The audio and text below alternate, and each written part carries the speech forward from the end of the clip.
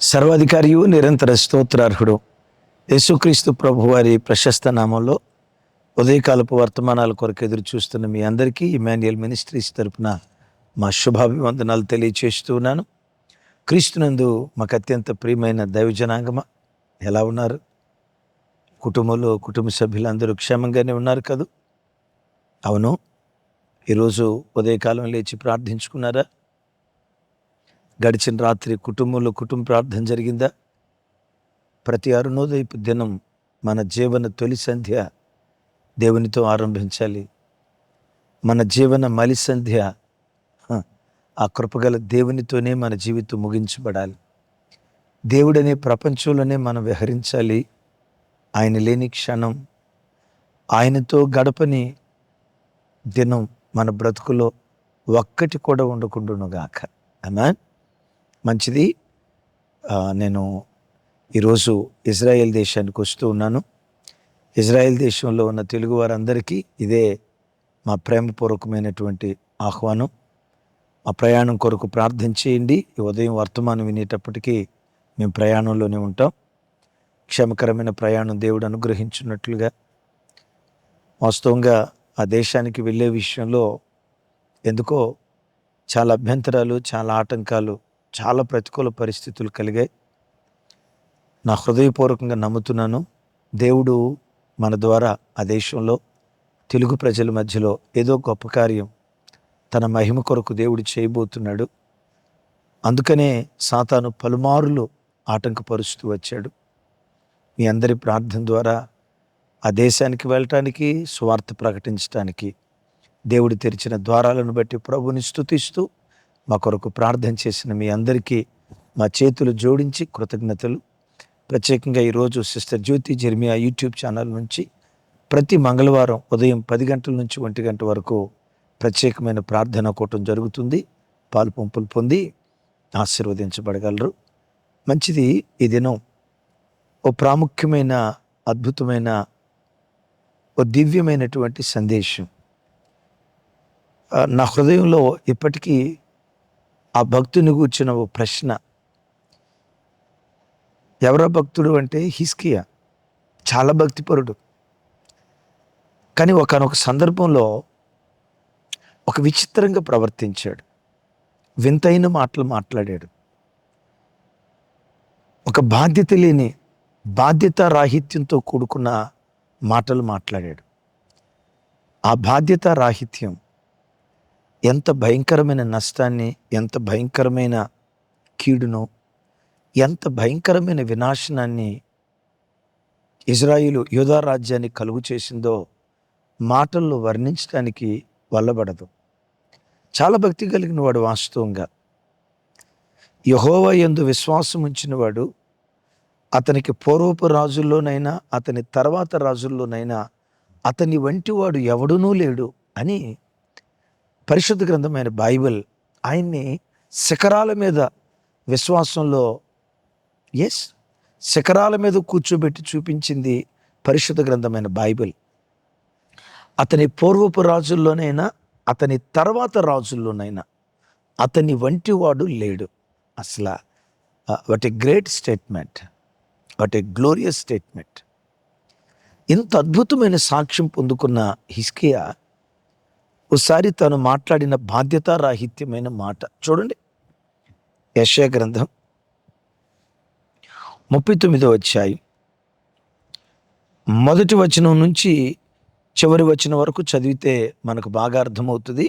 కానీ అవన్నీ చదవటానికి మీరు తర్వాత చదవండి. నేను 5వ వచనం నుంచి చదువుతాను. అంతటా యెషయా హిజ్కియాతో ఇట్లనెను, యెహోవా సెలవిచ్చిన మాట వినుము. రాబో దినములలో ఏమీ మిగలకుండా నీ ఇంటనున్న సమస్తమును, నేటి వరకు నీ పితరులు సమకూర్చి దాచిపెట్టినది అంతయు బబులోను పట్టణమునకు ఎత్తుకొని పోబడునని సైన్యములకు అధిపతి యెహోవా సెలవిచ్చి ఉన్నాడు. మరియు నీ గర్భముందు పుట్టిన నీ పుత్ర సంతును బబులోను రాజు నగరునందు నపుంసకులుగా చేయుటకై వారు తీసుకొని పోవుదురు. అందుకు హిజ్కియా, నీవు తెలియచేసిన యెహోవా ఆజ్ఞ చొప్పున జరుగుట మేలే, నా దినములలో సమాధానము సత్యములు కలుగునుగాక అని యెషయాతో అనెను. హిజ్కియా మరణకరమైన వ్యాధితో పీడించబడుతున్న దినాల్లో కన్నీటి ప్రార్థన చేశాడు. దయగల దేవుడు ఆ కన్నీటి ప్రార్థన ఆలకించి వ్యాధిని బాగు చేసి 15 సంవత్సరాల ఆయుష్నిచ్చాడు. సహజంగా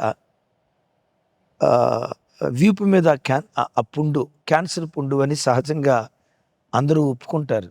అందరూ ఆ మాటను ఏకీభవిస్తారు. నేటి దినాల్లో కూడా క్యాన్సర్ వ్యాధి వస్తే గుండెలు కదిలిపోతాయి కదా. ఎంతో టెక్నాలజీ, ఎంతో శాస్త్రం అభివృద్ధి చెందింది. ఇలాంటి దినాల్లోనే క్యాన్సర్ వ్యాధి అంటే అంత భయపడుతూ కలవరంతో ఉన్నారంటే, ఆ రోజుల్లో మెడిసిన్ లేని రోజుల్లో, వైద్యం అందని రోజుల్లో ఆ వ్యాధి వస్తే మరణమే కదా. కానీ అద్భుతం, కన్నీటి ప్రార్థన మరణాన్ని జీవంగా మార్చింది. కన్నీటి ప్రార్థన అసాధ్యాలను సుసాధ్యం చేసింది. తమ్ముడు, చెల్లి, నీ కుటుంబంలో అసాధ్యమైన సమస్యలు ఏ ఉన్నా దేవుని పాదాలు పట్టుకొని ఆయన సన్నిధిలో కోజాడు, ఆయన సన్నిధిలో బ్రతిమలాడుకో. నువ్వు తప్ప నాకు ఎవరున్నారయ్యా? నువ్వు తప్ప నా దిక్కెవరున్నారయ్యా? నాలాంటి భక్తులు నీకు చాలామంది ఉన్నారేమో. నాకున్న ఏకైక దేవుడవు నీవే కదా, నా ఆశ్రయస్థానం నీవే కదా అని జీవితంలో ఎప్పుడు ప్రార్థించేటప్పుడు కనీసం ఒక్క చొక్క కన్నీటి బొట్టైనా దేవుని సన్నిధిలో రాల్చి ప్రార్థనలో నుంచి లేవటం దేవుని సన్నిధిలో నేర్చుకుందాం. ఆ కన్నీరు మరణాన్ని జీవంగా మార్చింది. ఆ కన్నీరు దుఃఖాన్ని సంతోషంగా మార్చింది. అద్భుతం. ఈ అసాధ్యం హిజ్కియా జీవితంలో సుసాధ్యం చేయబడిందన్న వార్త ఓ రకంగా ఆ రోజుల్లో ప్రసార సాధనాలు లేకుండానే బబులోను దేశానికి వెళ్ళింది ఈ సమాచారం. ఎక్కడ యోధా దేశం విన్నారా? ఎక్కడ ఇశ్రాయేలు దేశం? ఎక్కడ బబులోను దేశం? అంటే ఈ వార్త ఆ దేశానికి వెళ్ళటానికి కారణం ఏంటంటే, ఎంత అసాధ్యమైన కార్యం ఎలా సుసాధ్యమైపోయింది. బాబోయ్, వారి దేవుడు చావవలసిన వాడిని బ్రతికించాడట అని తెలుసుకుందామని బబులోను రాజు తన అధికారులను పంపించాడు. హిజ్కియా చేసిన బుద్ధిహీనపు పనేంటో తెలుసా? తన దగ్గరకు వచ్చిన ప్రజలను, ఆ బబులోను అధిపతులను తన ధనాగారంలోకి తీసుకుని వెళ్ళి తను సంపాదించిన డబ్బు, బంగారం, వెండి, యుద్ధ సామాగ్రి, చివరికి తాను వాడే స్ప్రే, సుగంధ ద్రవ్యాలు, తన ఆస్తిపాస్తులు అన్నీ చూయించాడు. విచిత్రం, తన ఆస్తిని చూయించాడు, తన సంపాదన చూయించాడు, తన భోగభాగ్యాలు చూపించాడు. తనను బాగు చేసిన దేవునిని గురించి ఒక్క మాట కూడా మాట్లాడాల. యెషయా ప్రవక్త రాని వచ్చాడు. హిజ్కియా, ఎవరో నీ ఇంటికి వచ్చారు. ఎవరు వాళ్ళు? బబులోను దేశం నుంచి అధిపతులు వచ్చారయ్యా. నీ ఇంట్లో ఏం చూయించావు? నా ఇంటిలో ఉన్న వస్తువుల్లో ఏది మరుగు చేయక నా బంగారం చూయించా, నేను వాడే కత్తి చూయించా, నేను వేసుకునే బట్టలు చూయించా, నా ఆయుధ సామాగ్రి చూయించా, చివరికి నేను వాడే స్ప్రే బాటిల్ కూడా చూపించా. విన్నారా? తమ్ముడు, చెల్లి, మీకు ఒక మాట చెప్తాను. ఎవరైనా మీ ఇంటికి వస్తే, ఈ సోఫా సెట్ ఎక్కడ కొన్నామో తెలుసా? మా ఇంటికి వేసిన టైల్స్ ఎక్కడ కొన్నామో తెలుసా? మా ఫ్రిడ్జ్ ఎక్కడి నుంచి వచ్చిందో తెలుసా? ఈ సెల్ ఫోన్ ఎవరు పంపించారో తెలుసా? ఏమనుకోకండి. ఈ హెచ్చింపు మాటలో, ఈ బడాయి మాటలో ఇంకొంచెం ఘాటుగా చెప్తా, ఈ సోది మాటలు చెప్పకండి. ఈ సోది మాటలు చెప్పకండి. ఎవరు నీ దగ్గరకు వచ్చినా పెంట కుప్పల మీద నుంచి ఏ దేవుడు నిన్ను లేవనెత్తాడో, ఈరోజు ఈ స్థితిలో ఏ దేవుడు నిలవబెట్టాడో, మొద్దన్నానికి కూడా గతి లేని స్థితిలో నుంచి ఈ భోగభాగ్యాలు ఏ దేవుడు అనుగ్రహించాడో నీ ఇంటికి వచ్చిపోయే ప్రతి వ్యక్తికి ఆ దేవుని గురించి చెప్పు. అయ్యా, దేవుడు నాకేమిచ్చాడు?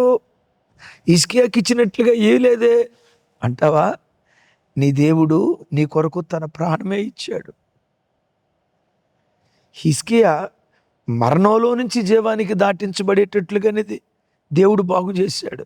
నిన్ను నన్ను నరక కోపంలో నుంచి విడిపించబడి పరలోక రాజ్య వారసులుగా మార్చబడే ఎంత గొప్ప ప్రాణత్యాగం నీ దేవుడు నీ కొరకు చేశాడు. ఇంతకు మించి దేవుడు ఏం చేయాలి? చేస్తాడు.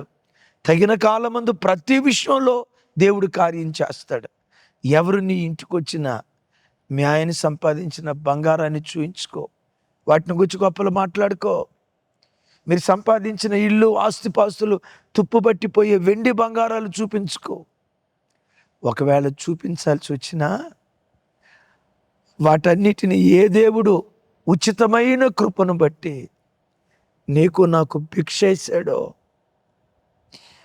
నీకు నాకు ఏ దేవుడు భిక్షేశాడో ఆ దేవుని గూర్చే మనం పదే పదే చెప్పేటట్లుగా ఉండాలి. హిజ్కియా ఆ దేవుని గురించి చెప్పకుండా నా ఇంటిలో నా పదార్థాలు, నా బంగారం, నా నా నా అన్నాడు. ఎప్పుడు నా దేవుని కృప ద్వారా నేను పొందింది, నా పిల్లలు అనేకంటే కూడా నా ప్రభువు నాకు ఇచ్చిన పిల్లలు. ఇది ఆత్మీయ భాష. నా ఇల్లు, నా ప్రభువు నాకు ఇచ్చిన ఇల్లు, నా సంఘం, నా ప్రభువు నన్ను ప్రేమించి నాకు ఇచ్చిన సంఘం. ఇది నా వస్తువులు, నా ప్రభువు నన్ను ప్రేమించి నాకు ఇచ్చిన వస్తువులు. ఎప్పుడు ప్రభువును చూపిస్తూ, అలాగని పై పెదవులతో కాదు, గుండె లోతుల్లో నుంచి ఈ స్థితిలో ఏ దేవుడు నిలవబెట్టాడో ఆ దేవుడే నీ అతిశయమై ఉండును గాక. వెంటనే హిజ్కియా ఏమన్నాడు తెలుసా? యెషయా ప్రవక్త హిజ్కియా రాజును చూసి ఏమన్నారు తెలుసా? ఏ ఏ పదార్థాలు అయితే చూయించావో ఒకానొక రోజు బబులోను నుంచి రాజు వస్తాడు. ఆ రాజు నీవు సంపాదించిన ఆస్తి, నీవు సంపాదించిందే కాదు, నీ పితరులు సంపాదించి నీకు ఇచ్చారే, అదే దావీదు మహారాజు, సొలొమోను మహారాజు, రెహబాము, నీ పితరులు సంపాదించి నీకు ఇచ్చారే, నీ పితరులు సంపాదించిన యావదాస్తి నీవు సంపాదించిన యావదాస్తి రాగల కాలములో బబులోను రాజు వచ్చి ఏమి మిగలకుండా సమస్తాన్ని దోచుకొని వెళ్ళిపోతాడు. అంతే అనుకుంటున్నావా? నీ గర్భాన పుట్టిన నీ పిల్లలను బబులోను దేశానికి ఆ రాజు తీసుకుని వెళ్ళి వాళ్ళను నపుంసకులుగా మార్చేస్తాడు. విన్నారా? ఎంత తీవ్రమైన మాట! దావీదు కాలం మొదలుకొని నేటి వరకు యోధారాజులు సంపాదించిన ఆస్తి అంతా బబులోను రాజులు తీసుకెళ్తారు. అది నీ పిల్లలకు దక్కదు, నీవు సంపాదించింది కూడా దక్కదు. విన్నారా? నీవు సంపాదించింది కూడా దక్కదు. నీ పిల్లలు నపుంసకులు. నపుంసకులు అంటే తెలుసు కదా, అదే నపుంసకులు అంటే తెలుసు కదా. నీ పిల్లలు నపుంసకులు అవుతారు. ఆ మాట అన్నప్పుడు హిజ్కియా ఎంత విచిత్రమైన మాట అన్నాడో తెలుసా? అయ్యా, ఇది ఎప్పుడు జరిగింది? నేను చనిపోయిన తర్వాత. ఓకే, నేను చచ్చిపోయిన తర్వాత ఎవడేమైతే నాకెందుకో. ఏదో అంటారు కదా, రాజు ఎవరు రెడ్డి ఎవరు. నేను చచ్చిపోయిన తర్వాత వాళ్ళు ఏమైతే నాకెందుకు. నేనున్న దినాల్లో సమాధానం సత్యం ఉంటుందిగా, నేనున్న దినాల్లో బాగుంటుంది కదా, ఓకే, తర్వాత ఏమైతే నాకెందుకు అన్నట్లుగా మాట్లాడాడు. ఇదొక బాధ్యత కలిగిన తండ్రి మాటేనా? ఇదొక బాధ్యత కలిగిన రాజు మాట్లాడాల్సిన మాటేనా? నా తర్వాత ఏమైతే నాకెందుకు? అయిలారా, మీకు ఇక్కడ ఒక ఖరీదైన మాట చెప్తాను. బాధ్యత కలిగిన తండ్రి ఇప్పుడు భవిష్యత్ కాలంలో తన పిల్లల కోసం ఇప్పుడే కొన్ని త్యాగాలు చేస్తాడు. బాధ్యత లేని తండ్రి ఇప్పుడు, బాధ్యత లేని తల్లిదండ్రులు, బాధ్యత లేని వ్యక్తులు ఎప్పుడు నేను హ్యాపీగా బ్రతకాలి, నేను లగ్జరియస్గా బ్రతకాలి, నేను ఏం కోరుకున్నానో అది చేయాలి, ఇలా చేసింది రేపు నా పిల్లలకి శాపం అవుతుందా, పాపం అవుతుందా, నష్టం కలిగిద్దా, మేలు నాకెందుకు? నేను తాగాలనుకుంటే తాగుతా, నేను తిరగాలనుకుంటే తిరుగుతా, నా ఎంజాయ్మెంట్ నాది. నేనున్న దినాల్లో బాగుంటే చాలు, నేను హ్యాపీగా ఉంటే చాలు. ఇది బాధ్యత లేని ఒక వ్యక్తి నడిచే నడక. బాధ్యత కలిగిన తండ్రి ఎప్పుడు రాబోయే తరపు పిల్లలకు నేడే కొన్ని త్యాగాలు చేస్తాడు. తను ధరించే బట్టలో ఇంత లగ్జరీ అవసరమా? ఓ 10 రూపాయలు దాచిపెడితే రేపు పిల్లలకు ఉపయోగపడిద్దేమో. త్యాగపూరితమైన సేవకుడు, ఇంత విలాసవంతమైన జీవితం అవసరమా? ఈ డబ్బుతో ఒక చోట మందిరం కడితే బాగుండుగా. ఈ డబ్బు ఒక పేద బిడ్డకి ఇస్తే వాడు స్థితిమంతుడే ప్రభువును హత్తుకొని బ్రతుకుతాడుగా. బాధ్యత కలిగిన వాడు ఎప్పుడు త్యాగాలు చేస్తూ ఉంటాడు. బాధ్యత లేనివాడు నేను హ్యాపీగా బ్రతకాలి. అయిలారా, యేసుక్రీస్తు వారు ఆయన స్వార్థపరుడై ఉంటే, పరలోకపు తండ్రి ఆయన స్వార్థపరుడై ఉంటే తన ఏకైక కుమారుని భూలోకానికి పంపించగలిగేవాడా? యేసుక్రీస్తు వారు తన సుఖ సౌఖ్యాలు చూసుకునే దేవుడైతే పరలోకపు మహిమని విడిచిపెట్టి దాసుని స్వరూపాన్ని ధరించి ఈ భూలోకంలో వాళ్ళ చేత వీళ్ళ చేత నానా మాటలు అనిపించుకునే అలాంటి కార్యక్రమం చేస్తాడా? ఒక మంచి తండ్రి ఎలా ఉంటాడో చెప్తా. ఆయనకి బిర్యానీ తినాలనిపించింది. ఆ తల్లికో తండ్రికో బిర్యానీ తినాలనిపించింది. మిడిల్ క్లాస్, పేద కుటుంబం. తన ఆశ తీర్చుకోవటానికి బాధ్యత లేనోడు వెళ్ళి 500 ఖర్చు పెట్టి బిర్యానీ తిని వస్తాడు. బాధ్యత కలిగిన తండ్రి, త్యాగం కలిగిన తల్లి తండ్రి ఏం చేస్తారో తెలుసా? ఈ 500 రూపాయలతో బిర్యానీ తింటే నా ఒక్కడి కడుపు నిండిద్ది. అదే ఒక 2 కిలోలు చికెన్ తీసుకెళ్తే నా పిల్లలంతా తింటారుగా, నా భార్య కూడా తింటుందిగా, 2 రోజులు తింటాంగా అని తన ఆశ కత్తిరించుకుంటాడు. చూడండి, ఇక్కడ హిజ్కియా ఆ మాట వినటంతో నేనంట ఉన్న చోటనే కుప్పలాగా కూలి, అయ్యా నేను చేసింది తప్పేమో క్షమించయ్యా, దేవుడు ఉగ్రతలో నుంచి తప్పించినట్లుగా అయ్యా అయ్యా అయ్యా నా నిమిత్తం ప్రార్థన చేయి, నేను ప్రార్థన చేస్తాను. నా పిల్లలు ఉగ్రతలోకి వెళ్లకుండా తప్పించబడినట్లుగా మీరు ప్రార్థన చేయండి, నేను ప్రార్థన చేస్తా అని హిజ్కియా అనాలిగా. వినండి, అంతకు మునుపు తన మీదకి అష్షూరు రాజు వస్తూ ఉంటే యెషయా ప్రవక్తకి సమాచారం పంపించి ప్రార్థన చేయమన్నాడుగా. ప్రార్థన చేయమన్నాడు. తన మీదకి ఆపద వస్తుంటే ప్రార్థన చేయమన్నాడు. తాను మరణకరమైన వ్యాధితో బాధపడుతున్నప్పుడు ప్రవక్తను ప్రార్థన చేయమన్నాడు. తన పిల్లలకు ప్రమాదం రాబోతుందంటే ప్రార్థన లేదు, కీర్తన లేదు. తండ్రి, నీ పిల్లల కొరకు నువ్వు ప్రార్థన చేస్తే భావితరాలను ప్రభు కొరకు నువ్వు పెంచేటట్లుగా, భావితరాలలో సాతాను పిల్లల్ని ముట్టకుండా ఉండేటట్లుగా నువ్వు ప్రార్థన చేస్తే నేటి ప్రార్థన రేపటి నీ పిల్లల భవిష్యత్తు అన్న సంగతి ఎప్పుడూ జీవితంలో మర్చిపోకు. అగైన్ అండ్ అగైన్, నేటి ప్రార్థన రేపటి నీ పిల్లల భవిష్యత్తు. ఈయన బాధ్యత లేని తండ్రిగా ఉన్నాడు కదా. ఒక బాధ్యత కలిగిన తండ్రి గురించి బైబిల్లో చెప్తా. ఆ బాధ్యత కలిగిన తండ్రి ఆయన సుమారుగా 4000 సంవత్సరాల క్రితం బ్రతికినవాడు. అద్భుతం. ఆ బాధ్యత కలిగిన తండ్రి యొక్క ఆశీర్వాదం ఈరోజు ప్రపంచ దేశాల్లో కోట్ల కొలది ప్రజలు అనుభవిస్తున్నారు. ఎవరా బాధ్యత కలిగిన తండ్రి అనుకున్నారు? అబ్రహాం. అబ్రహాములో నుండి 3 సంతానాలు బయలుదేరాయి. 1 మహమదీయ సంతతి, 2 యోధా సంతతి, 3 క్రైస్తవ సంతతి. ఇప్పుడు చెప్పండి, ప్రపంచ దేశాలను శాసిస్తుంది ఈ సంతానం కాదా? ఈ సంతానం కాదా? ఎందుకో తెలుసా? వినండి, ఎందుకో తెలుసా? ఇస్మాయిల్ పుట్టినప్పుడు ఇస్మాయిల్ కొరకు అబ్రహాం చిన్న ప్రార్థన చేస్తాడు. నీ సన్నిధిన ఇస్మాయిలును జ్ఞాపకం తెచ్చుకో. ఆడదేళ్ళు నాకెందుకు, ఆడేమైపోతే నాకేంటే, ఆడుంటే ఎంత పోతే ఎంత, అయినా ఆడు నా సొంత, వాడు దాసికి పుట్టినోడుగా, ఆడేమైతే నాకెందుకు. నేనంట దాసికి పుట్టిన కొడుకు పట్ల అంత బాధ్యత ఉంటే కన్న కొడుకు పట్ల ఇంకెంత బాధ్యతగా ఉండి ఉంటాడు. విన్నారా? అదే అధ్యాయం 18వ అధ్యాయం చివరి భాగంలో చూస్తాం కదా.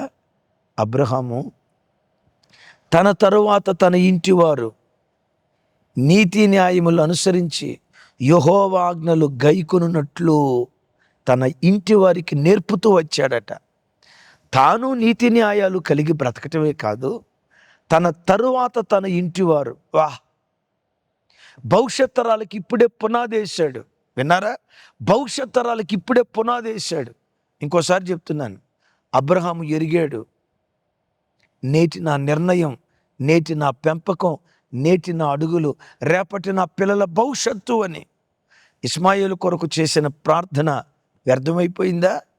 మహమ్మదీయ దేశాలకు వెళ్ళి చూడండి, ఎడారి ప్రాంతం కానీ అద్భుతం. ప్రపంచ దేశాలు, దీవించబడిన దేశాల్లో అవి కొన్ని. ఎందుకంత భాగ్యవంతమైన దేశాలుగా ఉన్నాయో తెలుసా?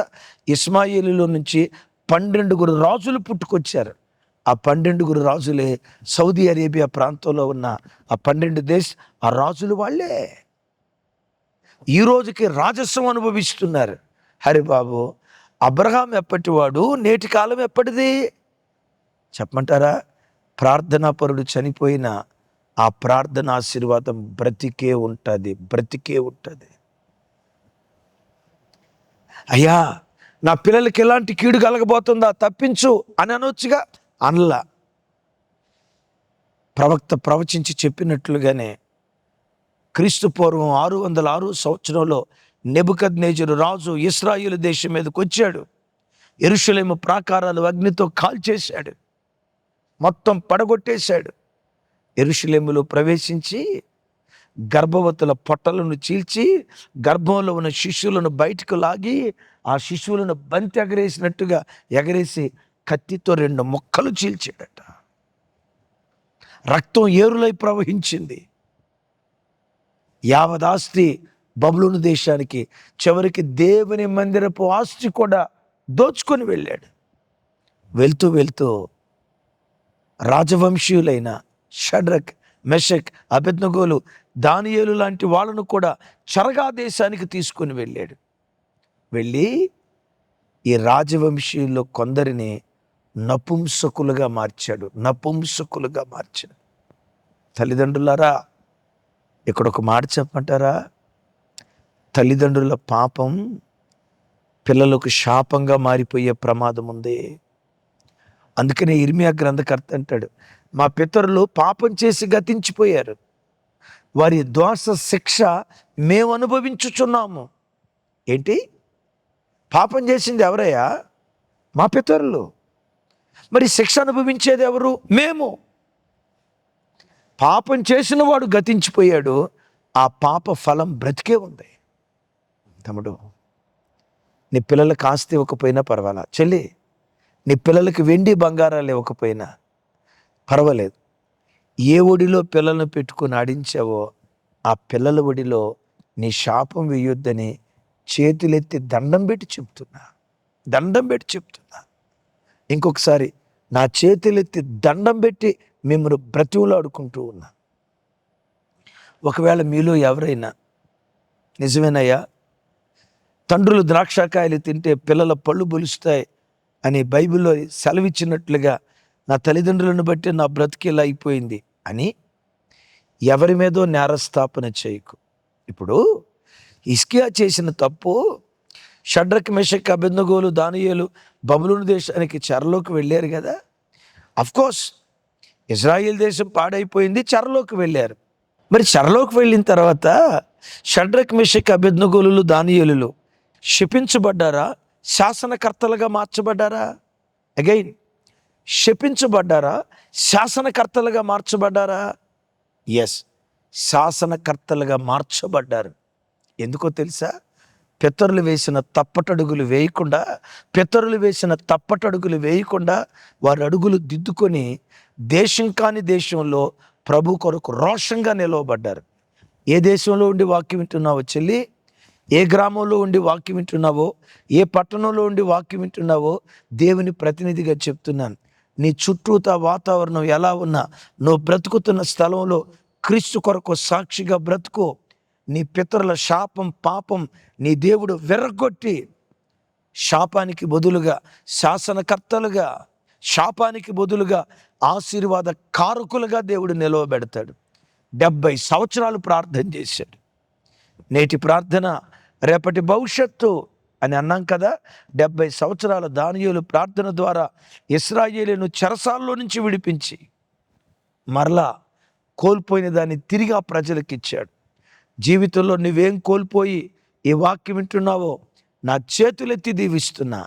నువ్వు కోల్పోయిన ప్రతిదీ మరలా నా దేవుడు నీకు తిరిగి అనుగ్రహిస్తాడు. నువ్వు కోల్పోయిన దానికంటే 2 అంతలు నా దేవుడు నీకు అనుగ్రహించును గాక. ఆమేన్. ఈనాటి నీ ప్రార్థన రేపటి క్రైస్తవ్యానికి భవిష్యత్తుగా మారిపోబోతుంది. అలాంటి ప్రార్థనా పరులుగా, బాధ్యత కలిగిన వారిగా, స్పందించే వారిగా దేవుడు మనలను చేయునుగాక. చిన్న ప్రార్థన చేస్తాను. తండ్రి, మీకు స్తోత్రాలు. మాతో మీరు మాట్లాడిన ప్రతి శ్రేష్టమైన మీ మాట కొరకై వందనాలు.